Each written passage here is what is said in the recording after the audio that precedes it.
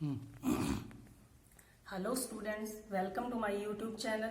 हमारा आज का टॉपिक है सिंधु सभ्यता प्रमुख विशेषताएं। इससे पहले हम सिंधु सभ्यता के प्रमुख स्थल देख चुके हैं। अगर आप लोगों ने वो वीडियो नहीं देखी हैं तो डिस्क्रिप्शन बॉक्स में जाकर आप देख सकते हैं, उनको चेक कर सकते हैं, उनके लिंक वहां दिए हुए हैं। चलिए आज का टॉपिक शुरू करते हैं। आज का टॉपिक है सिंधु सभ्यता की प्रमुख विशेषताएं।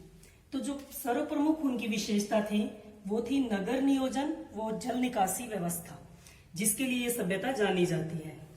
नगरों की बात करें तो यहाँ प्रथम नगरीकरण दिखाई देता है, यानी ऐसा पहली बार था जब नगरों का उद्भव हुआ। उसके बाद इसके पतन के साथ ही नगर खत्म हो गए और उसके बाद ईसा पूर्व 6वीं शताब्दी में दोबारा से नगरीकरण हुआ गंगा घाटी में, जिसको द्वितीय नगरीकरण कहा जाता है। तो नगर कैसे बने हुए थे वो अपने देखते हैं। नगरों में पश्चिम की साइड में तो दुर्ग टीले होते थे,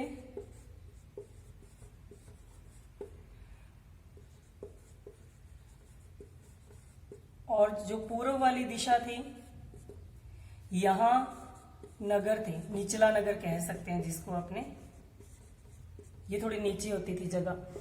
तो इसके चारों ओर प्राचीर बनी होती थी और यहां बड़े बड़े गोपुरम होते थे, यानी प्रवेश द्वार। तो ये जो प्राचीर बनाई जाती थी ये कोई शत्रुओं से बचाव के लिए नहीं बनाई जाती थी, ये पशु चोरों से रक्षा के लिए बनाई जाती थी।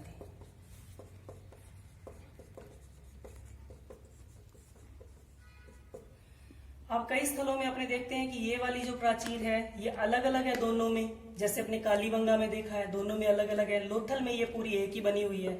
और कई स्थल ऐसे थे जिसमें केवल दुर्ग टीले के चारों ओर प्राचीर थी, इसमें नहीं थी निचला नगर में। इसके बाद नगरीकरण में ही जो भवन थे ये पक्की ईंटों से बने थे। भवन में क्या था, दीवारें हैं और उनका जो नींव है वो पक्की ईंटों से थी, लेकिन जो उनका फर्श था वो कच्ची ईंटों से बना हुआ था और छत लकड़ी की बनी होती थी। कालीबंगा एक अपवाद है, वहां सारा ही कच्ची ईंटों से बना हुआ है, लेकिन बाकी अन्य भवनों में ऐसा ही दिखाई देता है कि दीवार पक्की ईंटों से बनी हुई है, नींव पक्की ईंटों से बनी हुई है, फर्श कच्ची ईंटों के और छत लकड़ी। सड़कें ग्रिड पद्धति पर आधारित थी, या कह सकते हैं जाल पद्धति, यानी 90 डिग्री के एंगल पर बनी होती थी। यानी ये मुख्य सड़क है तो इस तरीके से काटती हुई अन्य गलियां थी उसके ऊपर। जो प्रथम ये मुख्य सड़क जो है इसको नाम दिया गया प्रथम सड़क। इसके बारे में प्रश्न पूछा जाता है कि मुख्य सड़क को क्या नाम दिया गया है। जल निकासी में जो ये जल निकासी व्यवस्था थी यहाँ की, वो समकालीन सभ्यताओं में सर्वश्रेष्ठ थी।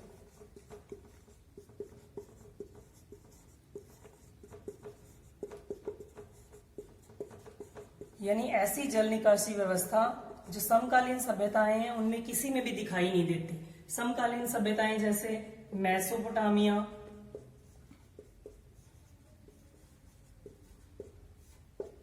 क्रीट सभ्यता, मिस्र सभ्यता, इन सभी में जल निकासी इतनी बढ़िया नहीं थी जितनी सिंधु सभ्यता में दिखाई देती है। जल निकासी में क्या था, घरों से जल मोरियों के द्वारा बाहर निकाला जाता था,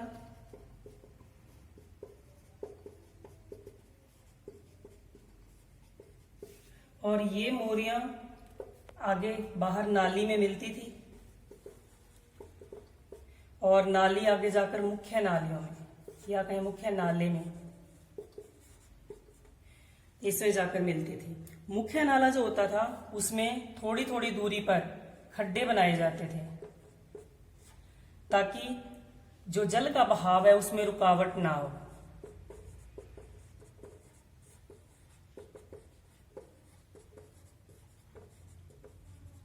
क्योंकि बहते हुए जल का जो कचरा था वो खड्डे में गिरता रहता था, आगे थोड़ी थोड़ी दूरी पर जो बने होते थे, और जल के बहाव में रुकावट नहीं आती थी। अब देखते हैं आर्थिक जीवन। आर्थिक जीवन में सबसे पहले बात करेंगे कृषि व पशुपालन।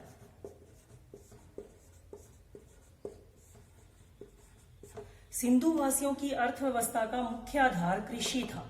हालांकि व्यापार भी उत्तम लेवल पर होता था, परंतु सबसे प्रमुख जो थी वो कृषि थी।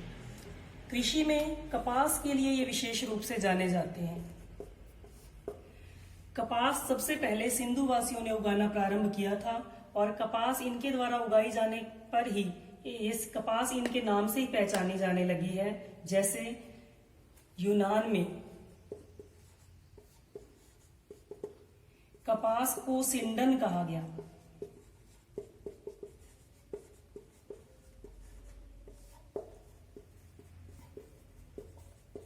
तो सिंडन ये सिंधु से ही बना है, तो सिंधु वासियों से इसकी पहचान है कपास से। इसी तरीके से मेसोपोटामिया जो सभ्यता है,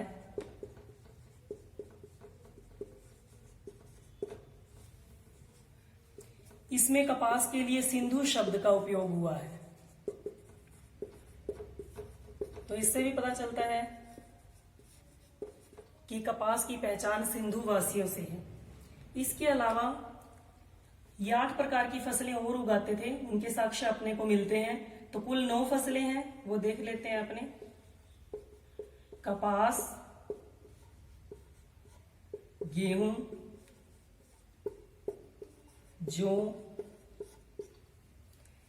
मटर, राई, तिल, खजूर, तरबूज और चावल।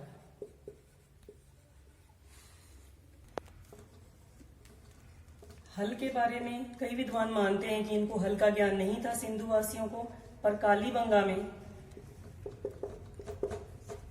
जूते खेत के साक्ष्य मिले हैं।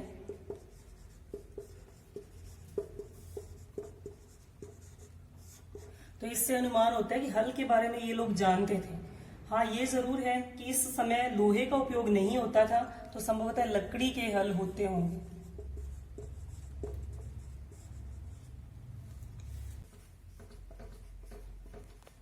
पशुओं में ये लोग गाय, ऊंट, हाथी, चीता, हिरण, इन सब से परिचित थे।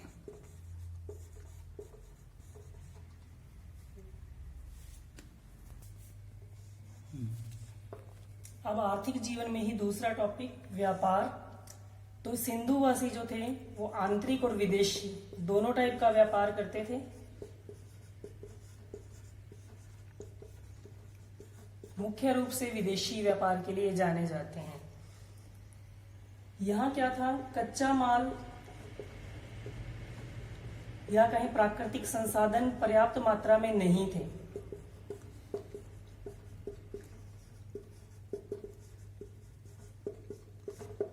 इसलिए ज्यादातर बाहर से मंगवाया जाता है सामान। तो उसमें अपने देखते हैं कि कौन कौन सी चीजें कहां से मंगवाई जाती थी। जैसे सोना, ये ईरान, अफगानिस्तान,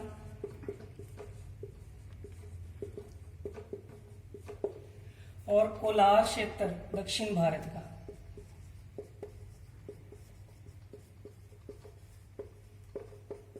यहां से मंगवाया जाता था। चांदी ईरान व अफगानिस्तान से मंगाई जाती थी।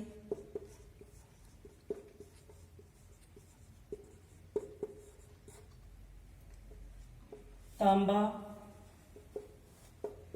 खेतड़ी झुंझुनू राजस्थान से, और बलूचिस्तान पाकिस्तान से मंगवाया जाता था।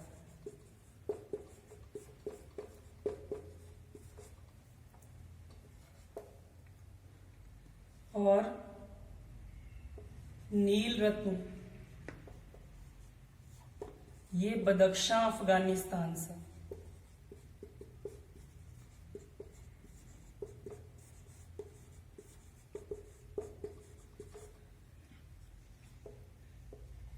हरा अमेजन, ये नीलगिरी की पहाड़ियों से दक्षिण भारत में है।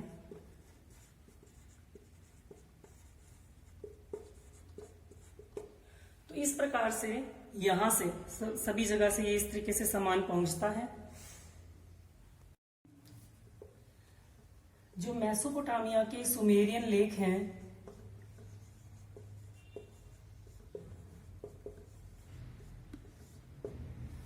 उसमें राजा सरागोन के अभिलेख मिलते हैं।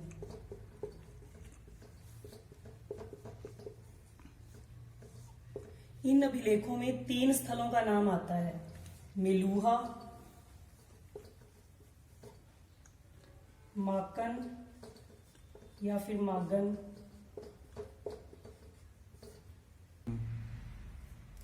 व दिलमुन। मेलुहा शब्द तो सिंध प्रदेश के लिए आया है, सिंधु सभ्यता के लिए। और ये जो माकन अथवा मागन है, ये मकरान तट है बलूचिस्तान का।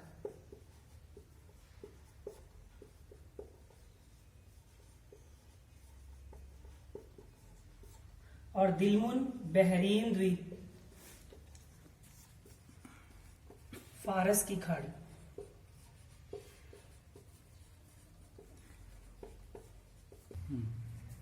ये जो राजा सरागोन के अभिलेख हैं, सुमेरियन लेख, इसमें ये उल्लेख मिलता है कि मेलुहा का व्यापार होता था मेसोपोटामिया से, और दिलमुन इसमें मध्यस्थ की भूमिका निभाता है। मध्यस्थ यानी मीडिएटर, इधर से उधर व्यापार, उधर भेजना सामान, उधर से इधर मंगवाना, ये दिलमुन ये काम करता है।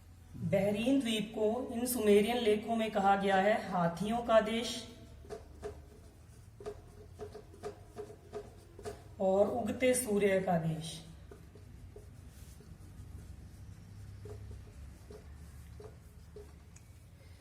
और इसका जो माकन अथवा मागन है, इसका उल्लेख ऐसे मिलता है कि जो ये लोथल स्थल है, जब यहाँ के व्यापारी यहाँ सुतकांगेडोर की तरफ व्यापार के लिए जाते थे, तो रास्ते में ये यहाँ पड़ाव डालते थे मकरान तट बलूचिस्तान में।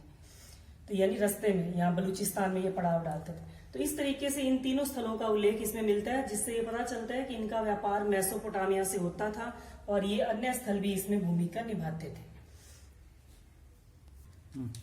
अब इस मैप में आपने देख सकते हैं कि जैसे हड़प्पा है, ये पंजाब पाकिस्तान में था, और मोहनजोदड़ो सिंध पाकिस्तान में, इसके नीचे यहाँ पे ये सिंध प्रांत आ जाता है पंजाब के नीचे, और यहाँ बलूचिस्तान प्रांत आ जाता है। बलूचिस्तान में आते हैं ये सुतकांगेडोर। चहुंदड़ो भी सिंध प्रांत में है पाकिस्तान के, और यहाँ इस साइड में राजस्थान में ये पड़ता है कालीबंगा।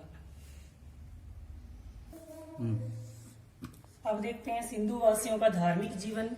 तो धार्मिक जीवन में जैसे साक्ष्य मिलते हैं, पता चलता है कि ये मातृ देवी की पूजा करते थे,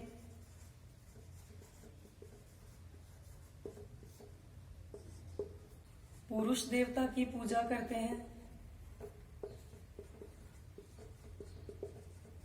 जैसे कि अब हमने हड़प्पा में देखा, मोहर के ऊपर पशुपतिनाथ का चित्रण जो मिलता है, स्वास्तिक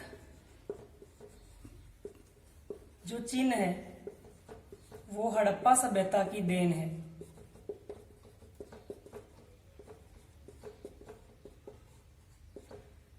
इससे पता चलता है कि ये सूर्य पूजा करते थे।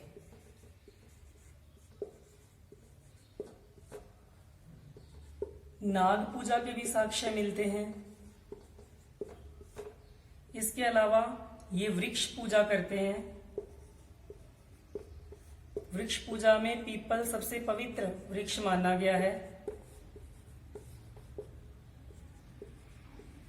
पशु पक्षी पूजा करते हैं। बतख सबसे पवित्र पक्षी माना गया है।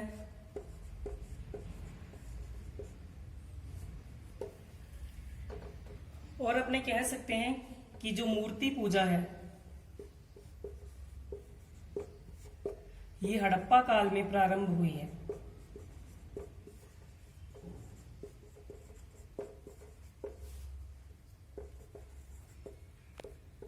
योग मुद्रा ये भी हड़प्पा काल की देन है।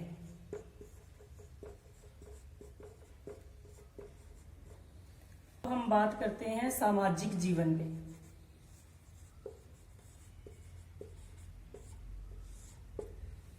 सामाजिक जीवन में 4 प्रकार के वर्ग दिखाई देते हैं। विद्वान, योद्धा, व्यापारी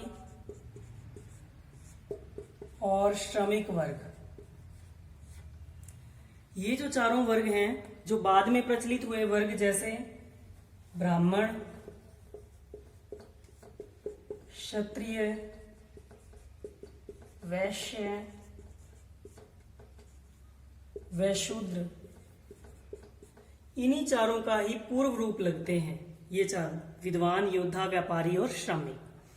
और वैसे जाति व्यवस्था तो इस काल में नहीं थी, परंतु वर्ग भेद विद्यमान था इस समय में इन चारों में। और ये चारों वर्ग अलग अलग अपने अलग अलग स्थलों में रहते थे।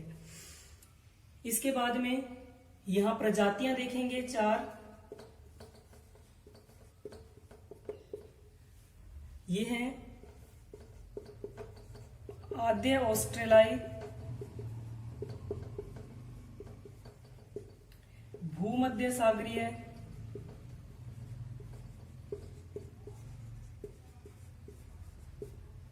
अल्पाइन और मंगोल। सबसे अधिक भूमध्य सागरीय प्रजाति के लोग थे सिंधु सभ्यता में।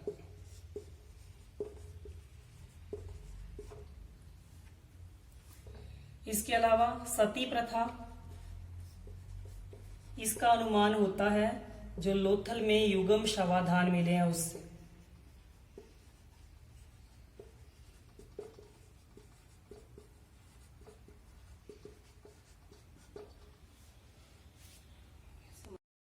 सैंधव लिपि की, तो सैंधव लिपि में मूल चिन्ह 64 थे। ये चिन्ह अक्षर ना होकर चित्र होते थे, इसलिए इसको चित्राक्षर लिपि कहा जाता है।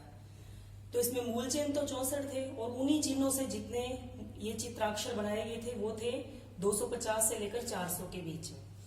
ये जो लिपि थी ये दाईं ओर से बाईं ओर ऐसे लिखी जाती थी।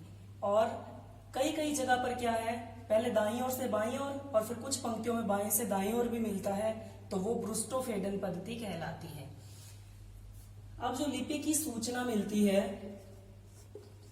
वो मोहरों पर मिलती है ज्यादा। वैसे तो बात करें अकेली मोहरों पर नहीं है, जैसे मोहरों पर भी है और मृत भांडों पे है, औजारों पर है, आभूषणों पर भी लेख लिखे मिलते हैं। लेकिन जो सर्वाधिक लिपि मिलती है वो मोहरों पर मिलती है, और वो भी सेल खड़ी की मोहरों पर।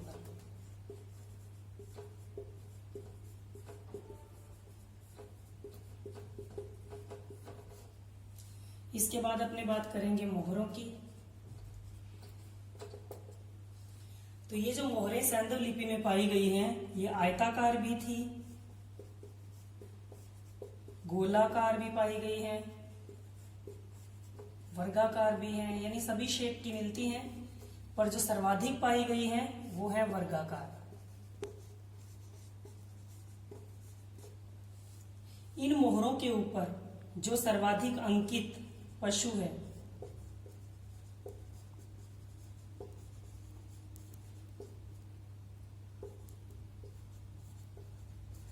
वो है एक श्रृंगी, यानी एक सींग वाला वृषभ।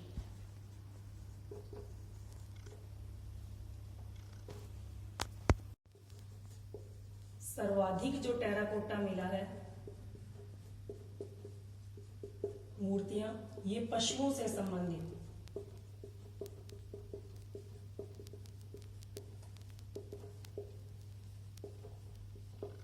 और इन मूर्तियों का निर्माण जो है वो हाथ से चिकोटी पद्धति से किया गया, बनाने का जो तरीका था।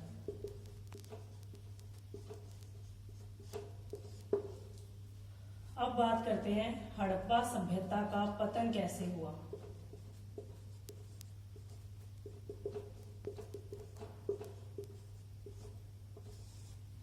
हड़प्पा सभ्यता जो ये नगरीय सभ्यता थी, इसके पतन को लेकर विद्वान एक मत नहीं है, उनका अलग अलग मत है इस बारे में।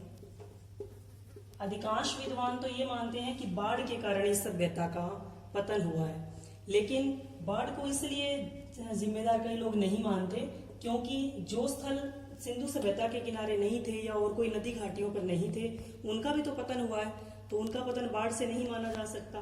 तो अपने देखते हैं कि विद्वान इस बारे में क्या क्या कहते हैं, सबकी अलग अलग राय क्या है। तो यहाँ अपने इस तरीके से टेबल बना लेंगे, विद्वान और इनकी राय क्या है, क्या मानते हैं ये पतन का कारण। तो सबसे पहले तो जॉन मार्शल,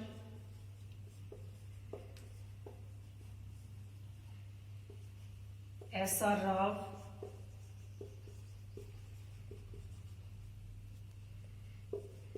और मैके, ये तो बाढ़ को ही उत्तरदायी मानते हैं। और गार्डन चाइल्ड व व्हीलर ये मानते हैं कि इसके लिए आर्यों का आक्रमण उत्तरदायी था।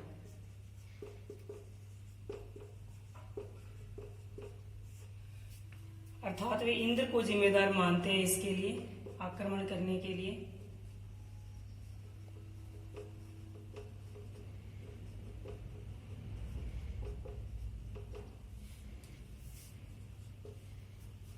लैम्ब्रिक और एमवर्थ ये मानते हैं नदी ने मार्ग परिवर्तन कर लिया, इसलिए इस सभ्यता का अंत हुआ।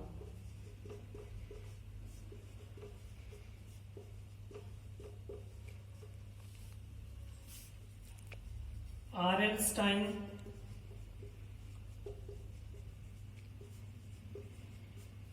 ये मानते हैं जलवायु परिवर्तन को उत्तरदायी।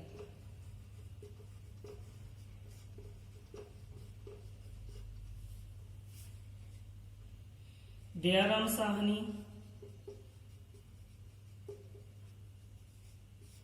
राइक्स और डेल्स ये भूतात्विक परिवर्तन को इस पतन के लिए जिम्मेदार मानते हैं।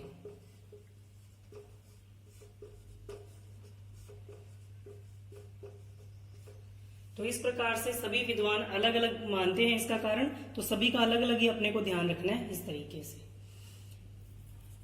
आज का हमारा ये जो टॉपिक था सिंधु सभ्यता, वो खत्म होता है। सिंधु सभ्यता से संबंधित मेन स्थल अपने देख चुके हैं, उनकी विशेषताएं देख चुके हैं।